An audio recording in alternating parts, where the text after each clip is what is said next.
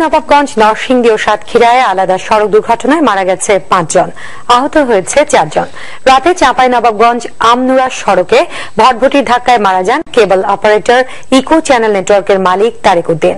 মোটরসাইকেলে করে বাসায় ফেরার পথে চাঁপাইনবাবগঞ্জ শহরের জামতলায় তাকে ধাক্কা দিলে মারা যান তিনি।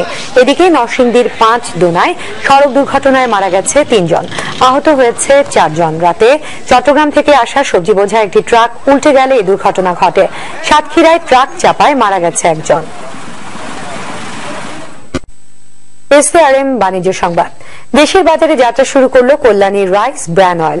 ধানের কুড়া থেকে আধুনিক প্রযুক্তিতে এই তেল উৎপাদন করছে Ali natural oils and agro industries. দুপুরে পণ্যটির উদ্বোধন করেন ইসলামী ব্যাংকের রিজিওনাল ইভিপি মোহাম্মদ মতিয়া রহমান। এ সময় কোম্পানির ব্যবস্থাপনা পরিচালক মোহাম্মদ আলী সহ পরিচালক ও পরিবেশকরা উপস্থিত ছিলেন। হেলথ ফ্রেন্ডলি হিসেবে রাইস ব্র্যান অয়েল বিশ্বের সর্বাধিক জনপ্রিয়। কোলেস্টেরল মুক্ত এই তেলে রয়েছে ওমেগা 3, ভিটামিন ই ও মিনারেল।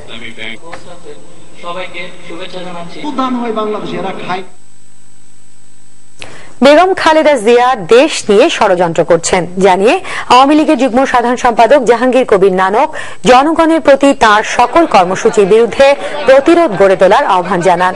সন্ধ্যায় রাজধানীর আগারগাঁও তালতলার একটি বিদ্যালয় মাঠে অগ্রণী ব্যাংকের সৌজন্যে শীতার্ততার মাঝে কম্বল বিতরণ অনুষ্ঠানে তিনি এ কথা বলেন।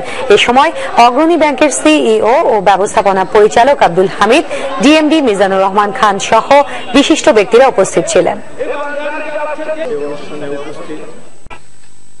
এসআলম গ্রুপ চট্টগ্রামের খবর।